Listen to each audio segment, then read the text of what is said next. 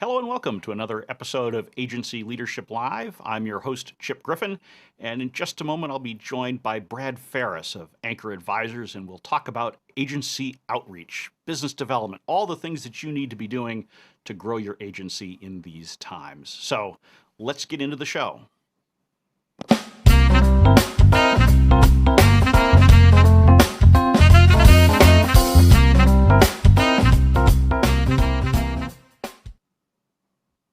So now, without further ado, let's bring Brad in. Hey, Brad, how are you doing? I'm great, Chip. How are you? I'm doing fantastic. Anytime I get to go live and talk to people, I'm happy because I just like to talk. This is fun. This is my first go live experience. So, well, I'm glad to be part of it. I'm happy to facilitate it, and I think this is going to be a very productive time with folks. And if you are listening to this live, watching this live, feel free to comment in the chat with any feedback or questions that you may have, because we'd like to make this interactive if possible. But if not, if you're quiet and just lurking, we'll live with it and we'll just have a conversation with each other. Neither you nor I have trouble coming up with things to say. We do not. It turns out both of us enjoy talking, which is good because that's really what we do all day, right? That's right. So tell me. So outreach. Why should I care about outreach today? Aren't we all just sort of hunkered in our bunkers and waiting for stuff to come to us? So let's set the stage on that a little bit, because you're exactly right. Agency owners love work that comes to them. And there's no doubt that referral leads are the best leads that we can get. You know, if a customer has told someone to give us a call, that is the best possible lead. It's the most likely to close. But a couple of things are happening right now that make me distrust that inbound work. The first thing is, in case you hadn't noticed, the economy's hit some rocks. There's some challenges out there, particularly in certain sectors. Really? And so what I've been telling my clients, what I've been telling my clients is opportunity is unevenly spread right now. There's opportunities out there, but they're not, it's not everywhere. There's good places and bad places. And so if your referral network isn't leading you to those good places, you got to start doing some outreach. What are you hearing, Chip? You were nodding when I said we've hit some rocks. What are you hearing from your people? Yeah. So, I mean, look, I think that things are in some ways the same as they were back in March, in that everybody's having a different experience. So I talk to some agencies that just, can't, they're drinking through a fire hose because, they're perhaps in digital or crisis or healthcare or something like that, where their demand has actually gone up. And there are still some that are really struggling. But I do think, the thing that I've seen in recent weeks, and I'm curious if you've seen this as well, that there seems to be a little bit more signs of life. And so I'm actually seeing people who have started conversations since the lockdown started that have turned into business, and not just in the expected areas. Right. I've seen the same thing. And I think that things are still taking longer. It takes longer to build trust in an environment of uncertainty, but business is closing. And so with that, if you're an agency principal, you've got to start thinking about, where's my next gig coming from, right? And the only way to do that is to actually talk to people. That is right. And hopefully by this point, you've called all your customers. You've called everybody who you've ever delivered a proposal to and that they didn't buy. You've called all your past clients, right? And so you've stirred up all the referrals you can stir up. And so now it's time to go out and do some outreach and meet some people that you have never talked to before. And, it's going to take some effort. It's going to take some repetition to find those pots of gold, but they're out there. So we're not going to find them if we don't do outreach. Well, I think, in my experience, at least, a lot of agency owners are reluctant to do that sort of outreach. They're perfectly comfortable if someone comes to them to have a conversation. You can't shut them up. But they're not really comfortable with doing that proactive outreach. And I'm not talking about cold calling. I mean, I don't know. I'm not a fan of cold calling. I think that's a waste of time and energy. Yeah. not to mention fairly demoralizing. But but there are ways to proactively have conversations with people that will help you build your business, right? So let's talk about a couple of those, because you probably have some ideas. I have some ideas. I mean, one like one thing to point out is higher risk strategies tend to pay off more. So the more you risk your reputation, the more you risk being embarrassed, the more you put yourself out there, the more likely it is that you're going to find something. And that's an uncomfortable thing, but that's just something that I've noticed, is that no risk, no reward, right? Yeah, you got to be willing to put yourself out there. And, you know, if you're not willing to hear no, if you're not willing to hear constructive criticism or even unconstructive criticism, you know, you're not going to have the same level of success. And there are some people that are going to reject whatever you do. And so, yeah, okay. So you didn't like it. I'm going to try somebody else. That's kind of a mindset that you need to have in this process. Yeah. I mean, it turns out when I put out the alert for today's live stream, I had people unsubscribe from my email newsletter. I blame you for that, Brad. I put your name in the subject, and I know that people saw Brad unsubscribe. I'm out of here. Yeah, for sure. I get enough of this guy. He's all over the place. I don't need to hear him again. But that's a good point. You are all over the place, and that's I would imagine that is helping your business. I mean, you've got the level of interactivity you have with your posts on LinkedIn is through the roof. Yeah. And so LinkedIn is a great example of some outreach. I do post on a regular basis on LinkedIn, and I have a regular group of people now who are interacting with those posts. But I don't just post. Every day I'm going out and doing some Sales Navigator searches and inviting people to connect with me who might be my ideal clients. And so, you know, I look for those people, and then I send them a connection request. And when they accept the connection request, I let them know, hey, here's some things that I post about. I'd love to have you interact on my posts. You know, and so I'm making a connection with some people who don't know me every day. I'm doing some of that outreach every single day. And you just said something that I think is really important, that you reach out to people to connect with that are your ideal client. And in my experience, a lot of agencies, if you ask them who their ideal client is, they have absolutely no idea. They cannot well define their ideal client. And if you can't do that, you don't know who to talk to. But I think the reality is most agencies have an ideal client. They just don't realize it. One of the things that I've been saying to people who have a hard time with that, you know, because some people will say, well, I really like working with people in construction and food service and financial services. And I'm like, well, okay, that's not an ideal client, but let's start with that. Like let's begin there. Spend a week or 2 weeks and let's start with those construction clients. And you can build a whole LinkedIn profile that's directed at those construction clients, and then spend a couple weeks doing outreach to them. And then if you want, and you don't feel like you're feeling construction, change your whole profile around and try food service, and then do outreach to food service. You know, it doesn't, this is not a lifetime decision. This is the internet. You can change things. Well, exactly. And what I always say to people is, you know, you are not Amazon or Apple or something like that, where you've got reporters who are focused on you and studying every change in strategy that you have and writing about it and saying, oh my God, you've changed your prices or you've changed your targeting. You're not, I mean, I wouldn't encourage it, but you could change it twice a day. You could, absolutely. And it's not going to harm you. Well, it'll harm you from a distraction standpoint, but nobody's going to notice. Nobody's going to notice. Right. Yeah.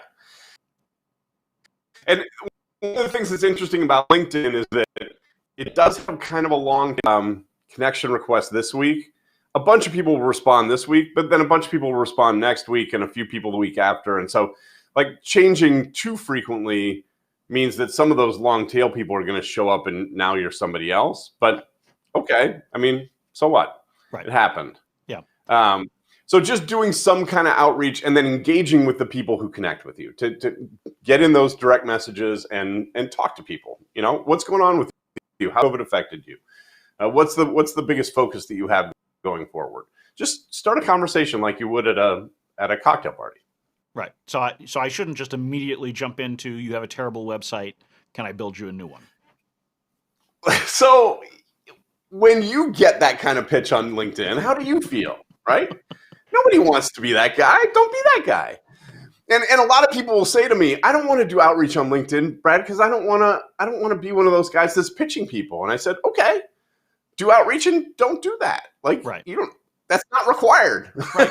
And don't even necessarily approach it from a sales standpoint. Approach it as Right. you're trying to learn from people, right? I mean, treat it as a true relationship where it's a two-way street, and you're trying to just, learn from each other and enjoy each other, and worry about the business piece secondarily, because that will come if you're fostering strong relationships.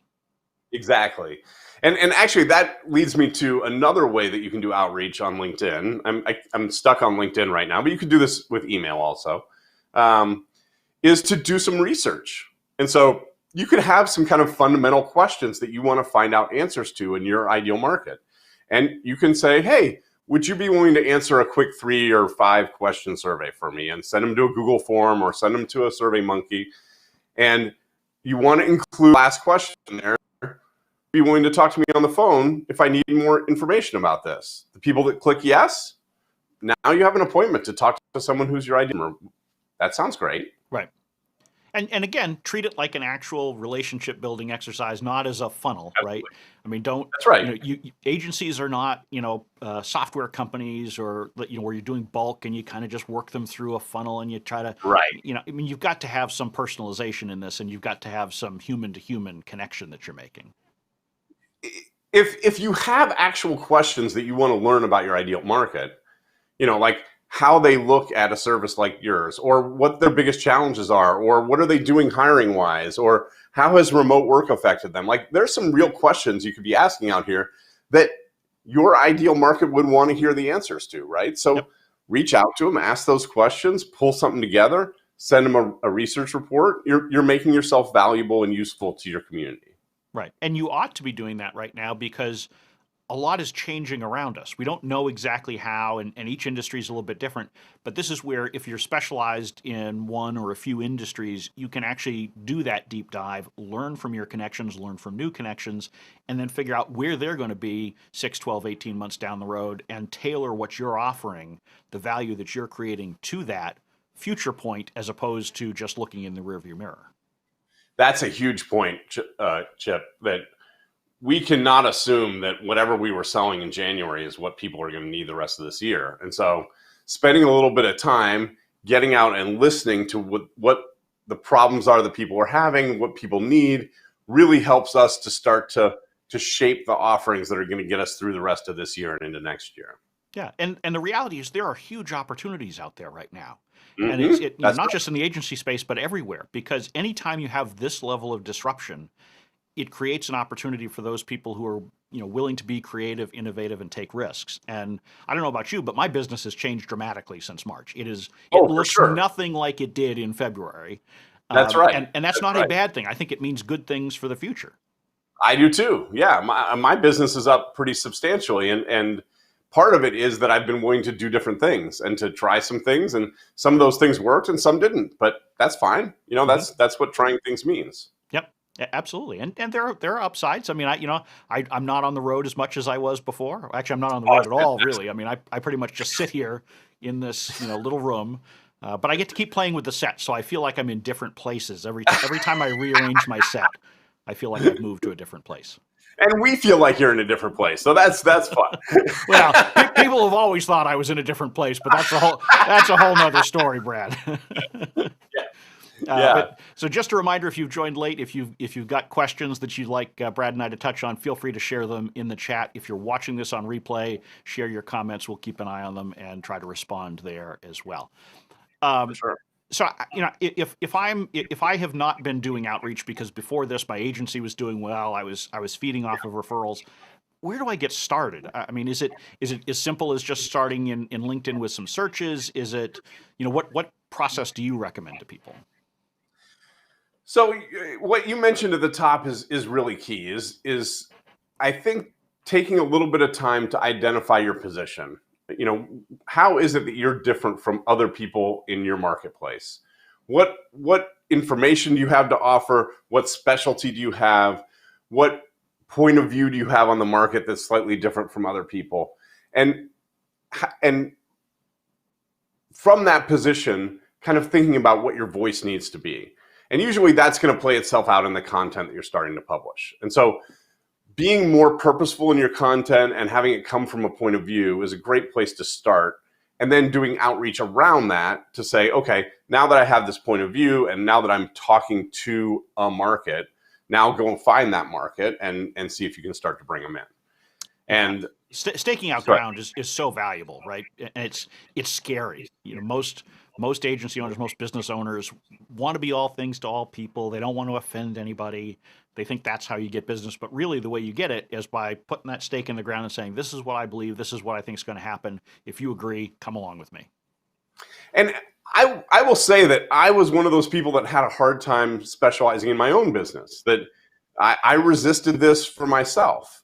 And when I was selling locally, when I was working primarily in Chicago and I was selling across the desk face to face with people, having a broad market position meant that I could be whoever I needed to be in order to win that piece of business with that person, right? But once you start selling remotely, once you start selling over the internet, having that broad market position just means you look like everybody else. There's no reason for anyone to choose you over someone else. Right. And so now that broad market position starts to work against you, and having a more specialty market position, and not just market position, but voice, point of view, way that you're talking about things, that's what makes you start to stand out when you're competing now against everyone in the English speaking world. Right. And the reality is you in some ways you're restricting your market, but you're not really, because people who don't necessarily fit within that specific definition will still come to you and say, you know, Brad, I know you don't usually work with X, but you know, could you maybe help me? And so you can make those one-off decisions to move adjacent to where you're at, and there's no additional risk if you don't, if you do it smartly. When I was a Boy Scout, I got the archery merit badge, and although every time I pointed my arrow at the center of the bullseye, it didn't hit the center of the bullseye every time, right? And target market is just like that we aim at the center of the bullseye because we're going to attract people that are kind of all around that dot. And that's fine. When those people show up, you can decide, is this something that I want to engage with, or is this a pass? And that's up to you, but you're not going to attract those people unless you pick that bullseye. Yeah, and to be honest, I'd have a hard time hitting the bullseye from arm's length where I could just. In fact, a funny story, because I do like to lighten up these shows sometimes. I stopped playing golf about 15 years ago because I used to go out every Friday afternoon. My business partner and I at the time would go out every Friday afternoon to do our weekly partners meeting at the driving range. Sure. And we'd hit golf balls. And so I had a tendency from time to time to hit the ball so poorly that it would hit him. So he insisted on making sure that he was behind me at the range, right? So that we were both right-handed. Until one day I managed to drive the ball through my legs and still hit him. And that was the last time that I went golfing. That would be a little embarrassing, Chip. It would be a lot embarrassing, but it's what people would expect from me. So I'm not afraid to share that here. That's a good one. Yeah. Yeah, when people ask me, do you golf? I say, yes, I golf terribly. I'm awful at it. Well, golf isn't so much about, it is for some people, it's about how well you score, but most of the time it's for the social interaction. Yeah, it's a walk in the grass, right? Yeah. So Chip, what are some effective ways that you've seen people do agency outreach? Yeah, so one of the things that I do with my clients, well, two things. So the first thing I like to do is on that ideal client definition, I like to sit down and look at their last, couple years worth of clients and try to find the similar characteristics. Because again, as I said, the reality is that most agencies have specialized in some way.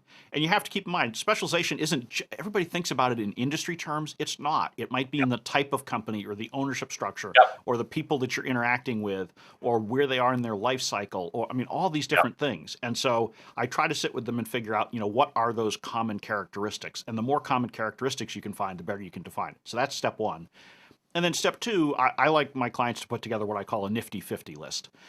Which is 50 people that they want to get to know better. And it may not be everybody, it's not necessarily just to sell to, it might be people who could refer business or people that they could learn from, because 50 is sort of a manageable number. And so over the course of a quarter, if you've got 50 folks, you can try to have one meaningful conversation. So not just an email, but a meaningful conversation with one of those people every day. And you still have a little bit of margin for error there if you look at all business days. Right. So that's where I like to start, because it breaks it down into manageable chunks. Because I think the problem is that so many people approach business development from, oh my God, I've got all this out here. What do I do? And so you've got to break it down into the simple action steps. And it's a great point. When you're running an agency, it's not like you need 100 prospects, right? You need 5 or 6 good things in your pipeline. And so if we reach out to 5 or 10 people a day, and we've got a conversion rate on that of, I don't know, 10%, then we're having one conversation a day. And that's one conversation a day would be killing it from a business development perspective, right? Oh, absolutely. A really successful agency signs maybe 5 to 10 new clients a year. Right. Right? I mean, the vast majority of them, unless you're one of the volume agencies listening in, but the vast majority of agencies just don't, because the vast majority of agencies don't have more than 10 or 20 clients anyway. Right. That's right. So you don't need to have that many new ones to be successful. And so break it down. Don't think you have to boil the ocean. Focus on what you actually need to do to have progress. You also brought up an interesting point that not all of the outreach is to prospects. It's certainly profitable to do outreach to referral partners also. Mm-hmm. And so to think about who's in the room when someone says, I got this problem, who would help me solve that problem, right? Who is the person that they would call naturally to say, who do you know that does this thing? And so if you can go through that thought process, or like you said, Chip, look back at who the referral partners were that brought you work that you were successful at, how can you find a couple more of those people? How can you do some outreach to know some other people in that vein? Right. And you'll learn things along the way. And honestly, I think that the other thing that I found, at least in my own business, is oftentimes the person that I'm targeting ends up not being the client, but they end up referring you by accident, or you learn something from them that then steers you to a new direction. So you don't necessarily need to think of it as just the people you're targeting or your potential clients. Your universe becomes larger because of all those people you're talking to. I'm glad you brought that up, because I say this a lot to clients, and when we do our outreach, sometimes it's not the people we're doing outreach to that we end up winning as new clients. Sometimes when we're doing our outreach, strange things come over the transom, or we get emails from people that we knew 10 years ago. But when I'm not doing my outreach, somehow I don't get those emails, right? Like there's some connection in the universe that if I'm doing my outreach, if I'm doing the things that I need to do to put myself out there, good things happen and business shows up. But when I'm not doing it, those things don't happen. And I don't totally understand that. I'm just saying that that's the observation that I've made. Well, I would agree with you. I've seen it too. And I think it's because as you're talking to people, they're talking to people, you start to get other ideas, right? Because that's the other thing. These conversations that you're having, you may look at something and say, oh, that's a need in the marketplace. I can fill that.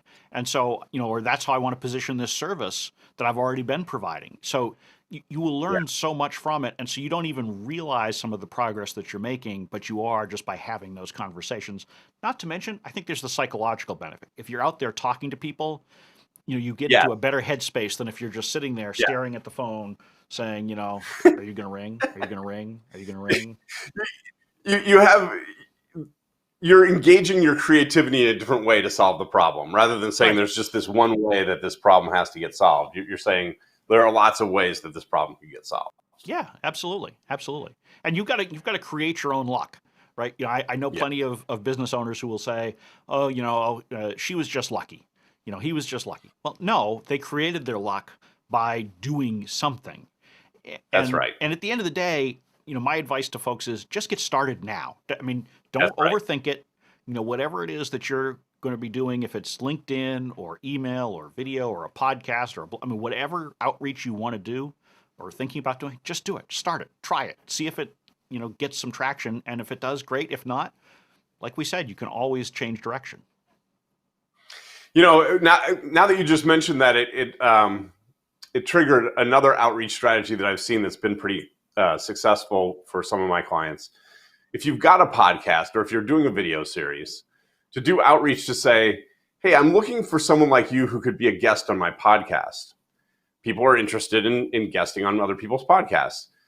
But don't just throw them on the podcast. Have an interview with them where you say, okay, I want to set a time where we can talk about, the kind of things that you would talk about on the podcast, and then use that conversation like a discovery conversation. Right. Tell me about how you're doing this, and tell me about how you're doing that. And at the end of it, you could say, I want to have you on the podcast, but I can see that you're not really at the level that I want to see in my guests. Here's how we could work together to help you to get to that point, right? Mm-hmm. Or they're doing everything great. Awesome. Throw them on the podcast, and you're putting out there examples of people who are doing things really right. Right. So there's lots of ways that you can skin this cat. Yeah, and I think podcasts are a great way to do outreach. It's something I've used for many, many, many years, frankly, because it's fun to do, but it's also a good way to get to know people. I think the main thing about a podcast or any kind of content marketing is you need to remember that you want to be speaking to your ideal client, not to your peers. And this was a mistake I made for a lot of years in a lot of the content I created.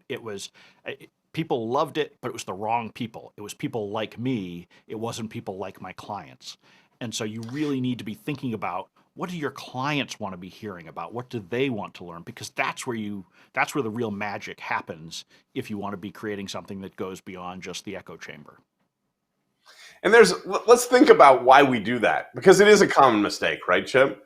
I think that we create content for our peers because we want to look good, right? And we're confident in that content. We're good at what we do. And so we can talk about what we do and kind of brag about it to a certain extent. It's an ego boost to create that kind of content.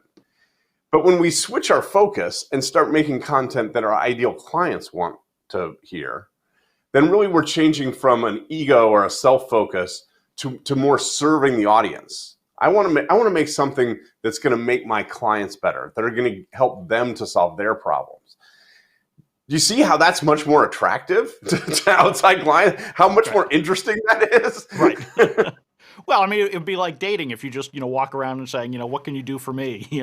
Why should I date you? Right? That's not how you do it. You have to be out there and giving of yourself in order to really reap the rewards. And a lot of people, to their credit, are doing that right now. There's a lot of people out there trying to be helpful. I think it's, people are reverting a little bit more to the mean at this point than they were a few months ago. But, I still think there is that sense of, trying to be helpful to others in the industries that they serve.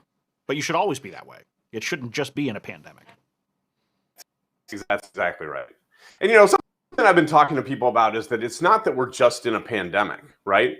We're in a pandemic that's made us change the way we work, change the way our kids are going to school, change the way we're interacting with people. Like there's change all over the place here. And so thinking about it narrowly as, who is going to be affected by the pandemic, that's one thing. But if we can talk in general about going through all of these challenges or all of these changes, how is the impact? You can get into some really interesting conversations and uncover some opportunities for yourself. Right. And that goes back to outreach. See, isn't it great how we come full circle right. here? You have to be out there talking to people. You have to do it. And you'll enjoy it. You'll enjoy it. So if you are not already doing outreach, start trying to figure out, who are your ideal clients? Who are the people you want to learn from? And that's how you can start to see progress. And progress is Brad, I don't know about you, but progress to me is one of those things where I make a little bit of progress and then it just sort of builds upon itself. It's sort of, it's like when I'm running, if I run a mile, that second mile's a lot easier. The third mile's even easier. Then at some point it starts to get hard again. But, it's just, you sort of feel like you just want to keep moving forward. So, but it all starts with those first steps. Yes, 100%. And making those first steps, getting a few no's, like it's okay to get some no's. In fact, one of the people in my network, Marty Constant, she made a challenge for herself at the beginning of the year to get 100 no's. She wanted 100 people to say no to her. And she didn't make it to 100 no's because she booked her calendar by the time she got to like 55.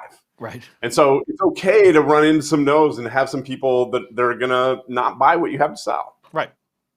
Yeah. I mean, if everybody says yes, something's wrong. You're not aiming high enough. You're charging too little. Yeah. And by the way, I don't want to harp on the pricing thing because I've been doing that a lot lately. But you're charging too little. I haven't even looked. I don't know who you are out there, but I know you're charging too little. Because I agree 100%. I've seen almost no agency in the last 20 years that was charging too much. One, I can think of one. I mean, I can think of ones that probably weren't delivering on the value that they should have been. But if they were delivering the value they should have been, they were probably still undercharging. Yeah. Well, and I don't want to set us off on a whole rabbit trail here, but part of the undercharging thing is not really thinking creatively about how to set price. For people that are charging hourly, for sure you're undercharging. But people that are setting project-based prices, could there be incentives in there? Are there other ways to structure it that end up getting you paid better? Thinking more creatively about how you're pricing your services to close that gap between you and what your client wants to pay and what you want to earn. Well, hey, it's my show, so I can take it wherever I want it, I suppose. So, I think the fundamental reason why agencies undercharge is because they don't have any idea what it costs to deliver the service that they're delivering. They just hire people up. They just kind of do things. They look at the net profit for the whole agency, which, by the way, is usually calculated wrong because they're either overpaying or underpaying themselves, which can have a dramatic impact on any small agency's bottom line. So you're diluting yourself about your actual profits depending upon what your own compensation is. But the problem is, if you don't know what it costs to do a project for a client, there's no way you can price it correctly because you need to know what the floor is. What's the minimum amount you can charge and still make a healthy profit? And from there, you can go somewhere else. But the vast majority of agencies I look at have projects that they're losing money on, straight up losing money. And that's nuts. Why would you do that? I'm sorry, that's my position. I'm staking my ground, Brad.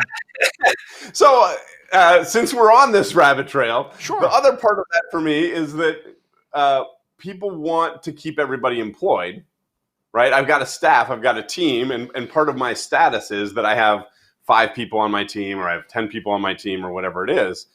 And by having that big staff, it means that we need to bring in a certain amount of business. Yep. And if that's not happening, then we start to panic and sell cheaper just to keep everybody working.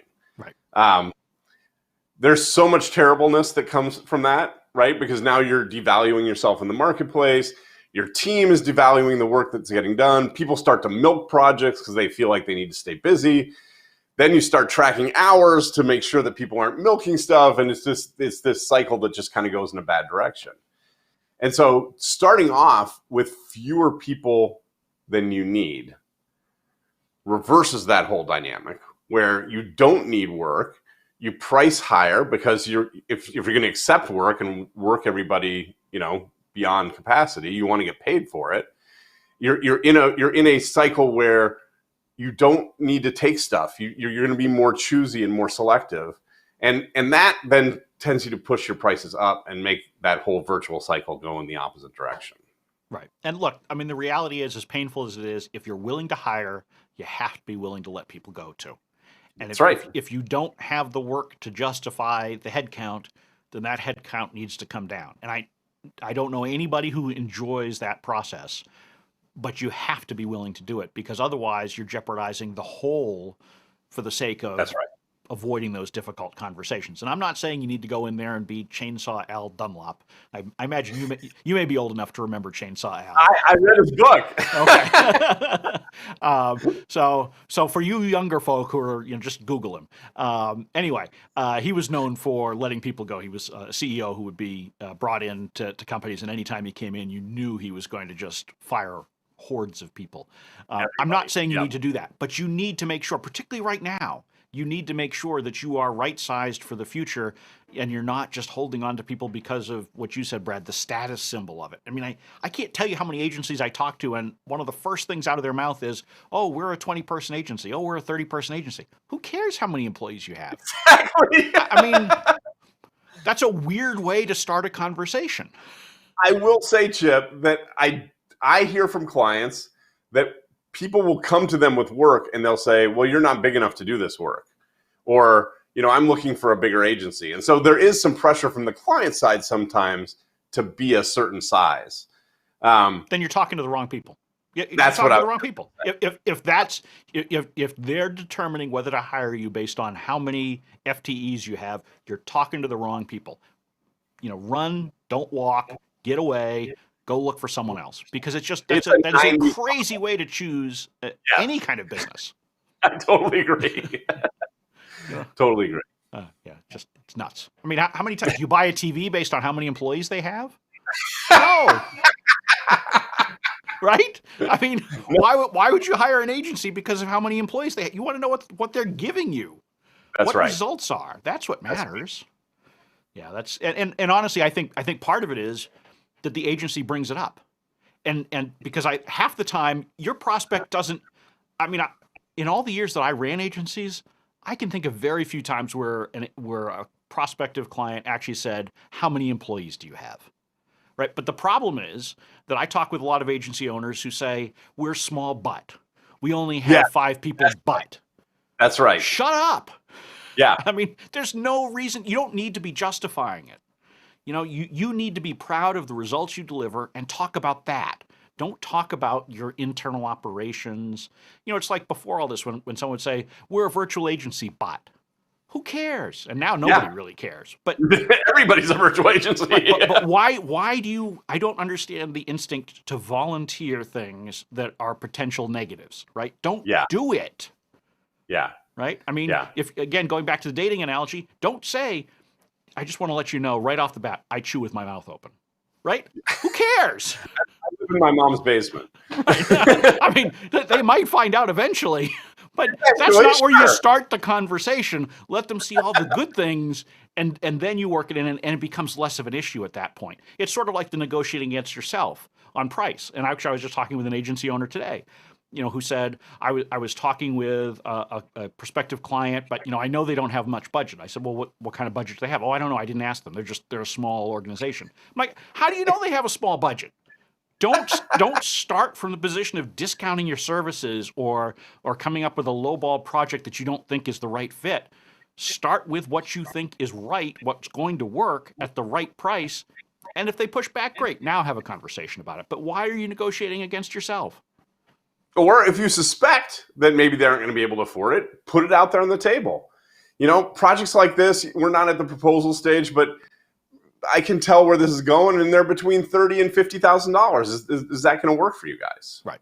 And you've got to be willing to share what your project ranges are. I mean, this whole agency thing. Well, I don't want to say a price because I might be leaving money on the table. No, you're not. Just tell them what range of projects you typically work on, because if Absolutely. as I think you liked this post that I have, but I have the 420 rule. Yeah, I like that. It was really a 520 rule, but you got to make something catchier, Brad. So I dropped it down to 4%. So projects should typically be, in my mind, and in the agencies I've worked with have been successful, between 4 and 20% of your annual revenue, assuming that you're dealing with annual contracts. And that means that you know what your range is. So if you're talking with a prospective client, why wouldn't you share that? Why wouldn't you tell them? Or even if you don't want to do it that way, look, I usually build websites. They cost $10,000 or $25,000 on average. Qualify, disqualify. Don't waste your time on conversations that you shouldn't be having, they shouldn't be having, just because you're too afraid to throw out a number. And boy, we're all over the place today, Chip, but I think there's some good stuff here. If you think about that 420 rule, the way agencies grow, to your point before, you can't support more than 10 or 15 clients at a time, right? So the way agencies grow is by letting go of their smallest client and adding in a bigger client. Yep. Right? So if you're adding in new clients, you don't want to give them the whole range of 4 to 20. A range of 10 to 20. That's what I need in order to grow my agency. Is I need new clients that are bigger than the ones that I'm letting go. Right. Exactly. And so if you're getting requests and you're like, well, this person's going to be on the low end of my scale, go do some outreach and get some bigger clients. Like this is the other thing about outreach, is that it gives you more opportunities, so you're not chasing that stuff that's too small. Right.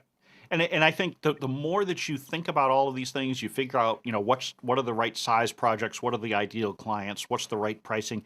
It helps you come up with that list for outreach. So, we can keep it tied back to the original topic here. So this is not a bait and switch. Well Well, done, if you're not getting value out of this, then I'm sorry, you probably shouldn't be watching. But you should be getting value out of this. I'm getting value out of it. So for sure. So, we've gone on for quite a while and covered a lot of ground and a little bit off the beaten path. Do you have other thoughts that you'd like to share? We're going to have you back here on a regular basis because this is It would we be have so fun. many things we could cover here. So I think the only other thing that I didn't mention in terms of outreach is when you rely on referrals, then you get the work that's referred to you. But if you want to do a specific kind of work, go look for it. Go find it. One of the joys of being in the client service business is that you don't have to do any particular thing. If you want to do some other thing, go find somebody that'll pay you to do that thing. And so the only way you get that is by being proactive and going out and finding people that need that type of project that you want to have. And so got to be in your bonnet to do this. Chip wants to do live stream video. Go find somebody who needs that, and you can do it. Mm-hmm. And I think the other thing with referrals is you have to be of the mindset that you're not accepting every referral that comes to you. Even in your outreach, you may find reasons why this is not actually a good fit. So you may have thought they fit all your criteria. You went after them. They maybe even want to do business with you. You need to learn to say a 2-letter word. 2 letters. That's it. No. That's right. It's not that hard. Psychologically, it is, but it's the easy word. No. Very simple. Chip, I don't want to let these people down. I know I can help them. They have an actual need. How can I say no? You probably can, but you're holding your business back by saying yes to everybody. You're wasting your time. You're wasting your team's time. You're doing work that's not really helping you advance to your ultimate goal. And I get it. Right now, it's hard to say no to stuff, and you may need to say yes to a few more things than you would otherwise say yes to kind of make your numbers be what they need to be. But view them as temporary exceptions and don't go too far astray, because you may pay today's bill with that project, but you may have taken yourself so far afield that you're not really setting yourself up for future success. Yeah. One way that I say that sometimes resonates with people is what we need to get future business, and particularly if we have a type of business that we want to bring in, is we need referenceable clients, right? We need case studies. We need to show people that we've done this before. Mm-hmm. So if I take stuff that's away from the direction that I'm going in, not only am I taking work that's not going to be a lot of fun and might not be as profitable, but it's also taking away the opportunity to build that case study, that business that's going to be referenceable, that's going to take us where we need to go. And so, I've got one child who has spent a lot of time working in restaurants because that was the kind of work that he found. And he came to me a few years ago and said, I spent 5 years working in restaurants and now I'm the restaurant guy. That becomes who you are because that's what you did. Right. And so if you want to be something else, you have to say no to those things that are leading you off of that path. Right. I mean, the vast majority of agencies that I see struggling, it's because they're selling the wrong stuff to the wrong people at the wrong price. And so you need to figure out what the right answers to each of those are. Target those people with your outreach, make your sales to those people. If you're not happy with what you've got right now, by all means, feel free to pivot. But remember, there's a difference between a pivot and a pirouette. You want to move gradually from where you're at. If you are the restaurant guy, all of a sudden becoming the airline guy, that's a bit of a leap, right? So maybe move slowly to get there. Yeah. So. All right. Well, this has been really productive, Brad. If someone wants to learn more about you, where can they find you? Anchoradvisors.com is the easiest place to find me. Or if you're on LinkedIn, search up Brad Farris. I'll probably come up near the top and reach out. I'd be happy to chat. Well, fantastic. It has been great to have you here, Brad. We will definitely have you back for one of these because I think it's been a great conversation for me, and hopefully the listeners got some value. I enjoyed it. Thanks for having me. Absolutely. So for those of you who've been listening, thank you for doing so. If you would like to get previous videos of these live streams or some pre-recorded videos, just go to agencyleadership.tv. And of course, if you are interested in free resources, see if I can say that, or if you would like to join our Slack community, just join the Agency Leadership Council, no charge, agencyleadership.com/join. And with that, that will bring to an end today's episode. We'll be back here on Friday with Q&A. So if you've got questions, feel free to email me, chip@agencyleadership.com, or use the Ask Chip functionality on the Agency Leadership website. And thank you for joining me.